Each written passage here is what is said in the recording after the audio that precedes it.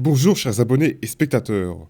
Aujourd'hui, je vais répondre encore une fois aux demandes de ma communauté inexistante pour encore plus de vidéos sur les arthropodes, le groupe d'animaux le plus divers de tous les temps. Et parmi eux, il y a un groupe que nous apprécions fortement manger, les crustacés, visiblement le seul groupe d'arthropodes que l'humain pense comestible, tandis que le reste se retrouve désigné comme dégueulasse. Mais en fait, les crustacés sont tout aussi dégueulasses que le reste.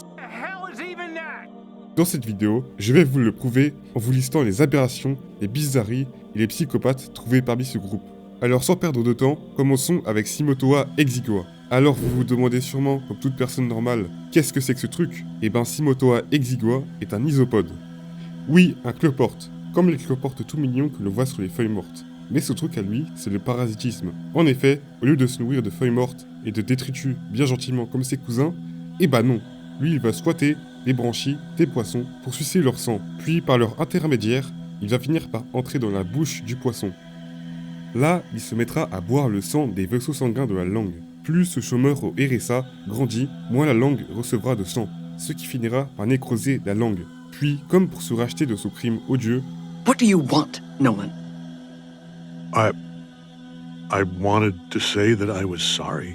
Simotoa va remplacer fonctionnellement la langue du poisson, devenant une prothèse de langue pour le poisson, qui curieusement ne semble pas si gêné par la situation que ça. Mais avec cet animal, la bizarrerie ne s'arrête pas là. En effet, si un mâle veut s'accoupler, mais tel l'incel Blackpill qu'il est, ne trouve pas de demoiselle pour cette besogne, il peut littéralement demander à son pote de devenir une femelle s'il est assez gros. Oui, ce crustacé peut devenir transgenre sur commande. Une fois qu'ils l'ont fait, la femelle stocke ses œufs dans une poche appelée le marsupium et finira par relâcher les juvéniles de la colonne océanique pour recommencer ce cycle infernal.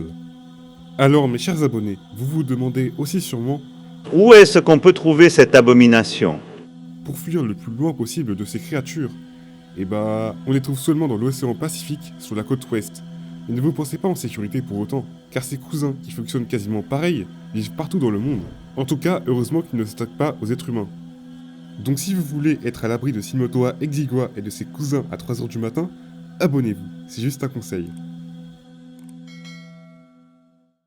Numéro 2, les balanes. Alors oui, ce truc, malgré son apparence de mollusque, est bel et bien un crustacé. Et au final, est très perturbant quand tu le regardes de plus près. Et comme vous le voyez, son corps est composé d'une armure extérieure, la muraille, composée de 6 plaques qui se recouvrent. Au sommet de la muraille, on retrouve l'opercule qui peut être ouvert ou fermé par les plaques. Et en dessous de l'opercule se trouve ça, l'animal qu'on ne voit jamais, recroquevillé à l'intérieur de la muraille. Pour se nourrir, cette créature projette ses pattes à l'extérieur qui vont servir à ramener du plancton et des algues à sa bouche, qui seront ensuite rejetées. Comme vous le voyez, à l'état adulte, ce crustacé est entièrement statique, étant encore plus immobile que les campeurs sur Call of Duty. Attention, alpha sécurisé. Et je suis sûr que beaucoup d'entre vous se demandent, Comment on a pu découvrir que ce sont des crustacés avec ce corps chelou? eh ben leurs larves ressemblent comme 2 gouttes d'eau à une larve typique de crabe, le Nauplius. Puis elle deviendra rapidement un cypris, dont le seul but est de trouver un endroit où se fixer avec une colle faite de sucre et de protéines, et devenir une balane. Vous pensez sûrement qu'il se fixe seulement sur des rochers, mais non, ces aberrations n'ont aucune pichée, que ce soit des gros poissons, des bateaux, des coquillages, ou les parties intimes d'un crabe. Oui, car le numéro 3 de notre classement, la sacuine, est une balane parasite qui ne ressemble absolument pas à une balane, car elle n'a pas de muraille, ni de pattes, ni quoi que ce soit en fait. À l'âge adulte, son corps est composé de 2 parties.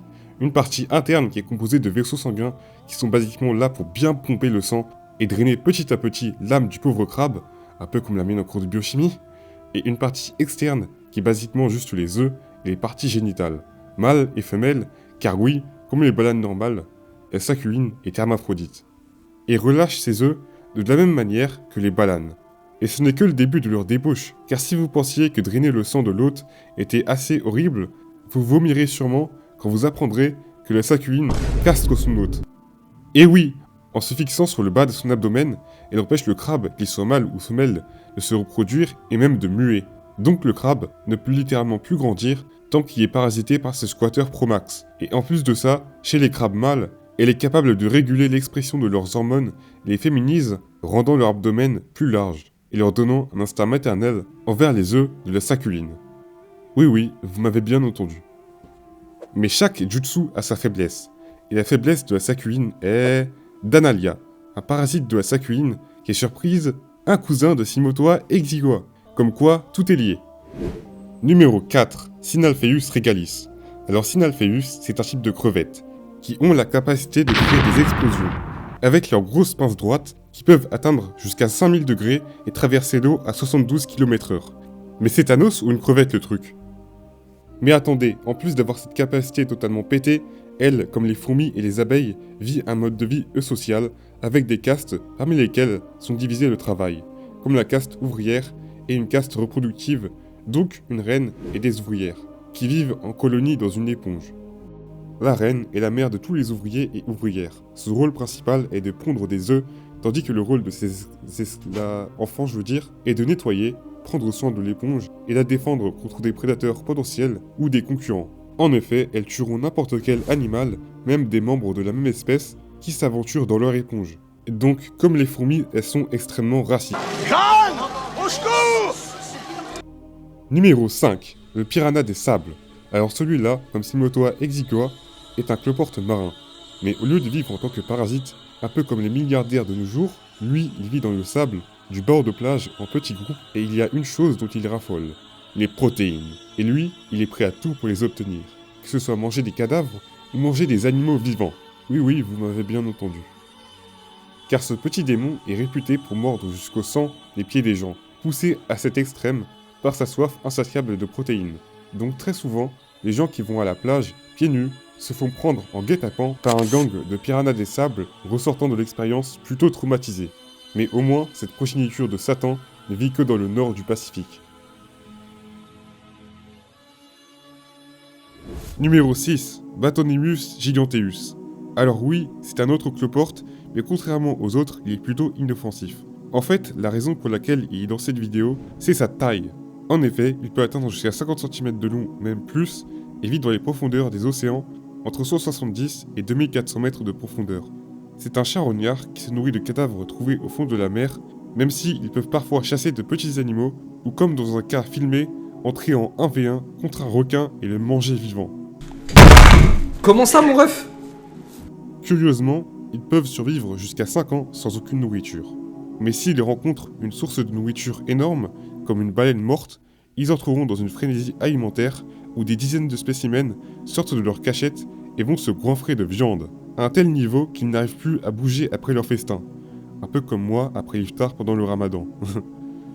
Quand les femelles s'accouplent, elles vont stocker les œufs dans une poche sur leur ventre, ou comme dans une femme enceinte, ils vont se développer petit à petit, jusqu'à devenir une version miniature des adultes, qui vivront jusqu'à 6 ou 7 ans. Ils vivent dans l'océan Pacifique, Atlantique et Indien, à des températures très basses. Ils sont malheureusement très souvent attrapés par accident lors de la pêche, et même s'ils sont relâchés, ils meurent quand même, dû au stress de leur ascension à la surface, même si dans certains cas, ils sont attrapés volontairement pour finir dans des ramen. Oui, des ramen. Ouais. Numéro 7, le crabe yeti. Alors lui, comme Batonymus giganteus, il vit dans les profondeurs des océans. Et là où Batonymus vit dans les profondeurs froides et vides de la majorité des océans, le crabe yeti, lui, vit près des cheminées hydrothermales, des structures créées dans les dorsales océaniques qui recrachent de l'eau chauffée et contaminée par le magma souterrain. Comme vous le voyez, il est entièrement blanc et tire son nom de ses pinces entièrement recouvertes de poils. Mais ces poils ne sont pas seulement là pour la déco, car ce crabe est super intelligent. En effet, comme la lumière du soleil n'atteint pas les profondeurs où il vit en symbiose avec une bactérie qui pousse dans ses poils. La bactérie se nourrit des minéraux et autres produits créés crachés par les cheminées dans un environnement de croissance idéal, les poils, et le crabe se nourrit de la bactérie. En général, les mâles ont des plus grosses pinces que les femelles, dont ils se servent probablement pour se battre contre d'autres mâles pour l'accès à un partenaire. Les femelles sont en général plus éloignées des cheminées hydrothermales, devant protéger leurs œufs de la chaleur que les mâles, qui vivent très proches. On compte 2 espèces de ce crustacé, Kiwa araneae et Kiwa puravida, qui malgré leur proximité génétique, sont très éloignées géographiquement. étant séparés par une distance folle de 12 000 km dans l'océan Pacifique. Numéro 8. Les caprelles ou crevettes squelettes. Alors votre première réaction en les voyant est sûrement « Qu'est-ce que c'est que ça ?» Eh bah c'est des amphipodes, comme les gamards dans mon aquarium par exemple, qui ont évolué ce corps absolument bizarre pour se fondre dans les algues sur lesquelles ils vivent. Selon les espèces, ce sont soit des filtreurs, filtrant l'eau pour se nourrir de diatomées, de foraminifères ou de trucs du genre, ou en majorité des prédateurs, campant comme un joueur de Call of Duty, avant de saisir sa proie avec ses niatopodes qui fonctionnent un peu comme les pattes avant des mantes religieuses. Leurs proies sont plus souvent des petits crustacés, des vers ou des amibes unicellulaires. En général, les mâles sont bien plus grands que les femelles qui, comme chez tous les amphipodes, portent ses œufs dans une poche appelée marsupium, ce qui est similaire à la gestation des humains. Et encore plus bizarre, les mères crevettes squelettes ont été observées à plusieurs reprises en train de prendre soin de leurs petits, ce qui est super rare chez les crustacés. La majorité des parents crustacés optant pour le combo cannibalisme plus infanticide. En général, ils ne nagent pas et restent sur des algues, pouvant se retrouver jusqu'à 1500 mètres de profondeur. Et ils sont partout sauf l'Antarctique. Malgré son apparence extrêmement perturbante, disons qu'ils ne posent pas de problème comparé au numéro 9 qui sont... les limnoris. Alors quand vous imaginez animal marin, vous imaginez sûrement un animal qui se nourrit d'algues, de détritus, de crustacés, de poissons ou d'autres ressources marines. Et ben, les limnoris, elles, ont choisi de se tirer des balles dans le pied car elles se nourrissent de... bois ? Oui, le bois qui fait les troncs d'arbres, le même bois en fait. Ouais. Alors, vous pensez sûrement à raison que c'est impossible, vu qu'aucun arbre ne pousse dans les mers. Et ben en fait, elles se nourrissent de rares morceaux de bois, branches, brindilles, troncs, etc. expulsés par les fleuves. Et pas que, car depuis quelques milliers d'années, une espèce élue, Homo sapiens, a commencé à faire des bateaux, des ports, des maisons et toutes sortes d'objets en bois. Et quand les limnoris ont commencé à voir ça, voici ce qui s'est passé dans leur cerveau. Here comes the money. Here we go. Money talk. Here comes the money. Elles ont pété un câble. À partir de ce moment, elles ont commencé à être un fléau pour nous. Par exemple, beaucoup de phares, comme le phare Bellrock en Écosse, ont été grandement endommagés. Tandis que dans certains cas, comme dans celui du pont de Trinity Pier, toujours en Écosse, la structure a été quasiment détruite par ces isopodes démoniaques. Sans parler de tous les dégâts qu'ils ont causés dans les ports à travers le monde. En fait, on est carrément obligé d'utiliser certains types de bois exotiques qui ont un goût équivalent à celui de la bouffe anglaise pour ces isopodes, ce qui les fait éviter ces types de bois. Ou encore mieux, créer un gainage de ciment ou de métal pour protéger le bois de la structure. Ils vivent dans des galeries qu'ils creusent dans le sol, qui font en général 3 cm de long. Ils sont occupés par un mâle et une femelle, formant un couple romantique, le mâle aérant le tunnel et la femelle creusant. Puis ils vont s'accoupler et la femelle va pondre ses œufs dans son marsupium, elle va ensuite accoucher de juvéniles, et ces juvéniles vont ensuite former des couples et creuser des galeries à leur tour. Lorsqu'ils mangent du bois, ils utilisent une enzyme pour transformer la cellulose du bois en sucre de table. Oui, ils peuvent transformer le bois en haribo. Et cette enzyme pourrait vous rendre riche, car elle est actuellement étudiée pour sa potentielle utilité dans la création de biocarburants. Car en transformant la cellulose en sucre utilisable par des levures et autres fermenteurs, elle va indirectement créer des molécules utilisables comme carburant de voiture, etc. Donc cet isopode, comparé aux 2 autres suppôts de Satan, il est disons moralement ambigu. Numéro 10. Les insectes. Alors oui, tu te demandes sûrement, comment ça les insectes? Qu'est-ce que tu racontes? Alors en fait, pendant des décennies, on ne savait pas si les crustacés ou les mille-pattes étaient les ancêtres des insectes. Jusqu'à ce que, en 2002, une étude de l'ADN des insectes montre qu'ils ont divergé des rémipèdes, un groupe de crustacés il y a environ 442 millions d'années. Donc ceux qui font genre que les insectes sont dégoûtants, mais aiment les crustacés sont stupides, car vous mangez leurs cousins crabes et crevettes. En fait, c'est encore pire que ça, parce que les insectes sont la majorité des crustacés. Les insectes comptent 1,2 million d'espèces, tandis que le reste des crustacés compte tout juste 60. Donc maintenant que je vous ai prouvé que les crustacés sont tout aussi dégueulasses que les insectes, si vous avez apprécié la vidéo, n'hésitez pas à vous abonner, à liker et à partager.